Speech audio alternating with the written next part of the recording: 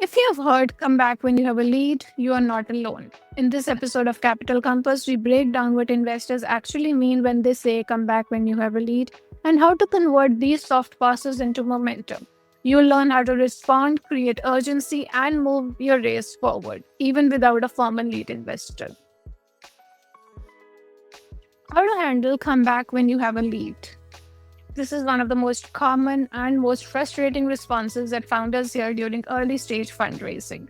In this episode of Capital Compass, we'll break down what it actually means, why investors say that, and how you can navigate it strategically to keep your round moving. If you're raising money, you've probably heard it. We are interested, but just come back when you have a lead. In this episode of Capital Compass, we unpack what it really means and how to turn a soft no into a fundraising momentum. What does this phrase actually mean? Let's be honest, when an investor says come back when you have a lead, it's not really a yes, but it's not a no either. It's what can be called a non-committal maybe, an easy way out that sounds supportive. So what does it actually mean? Without really saying it to your face, the investors are saying, we like it, but it's not a priority for us right now. We want someone else to be setting the terms first, and let's see how others react. So, decoding the investor intent behind this is that they want price or terms to be set by someone else. They think that your round won't close and there is no urgency for them to go ahead with it, or they like you but they're not really ready to lead or commit time. So, when you hear it, it's important to remember not to take it personally but not to leave it vague either. So, how do you respond to it like a pro? Now, what you can say is that we may get a lead, but we are not waiting. We are raising right now on a safe with defined terms.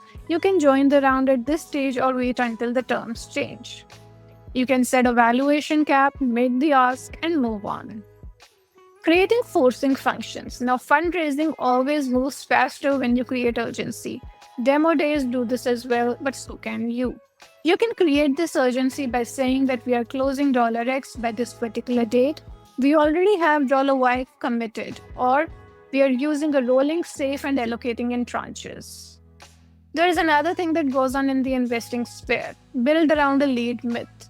A lot of early stage rounds close without a formal lead. Don't wait for a white knight investor.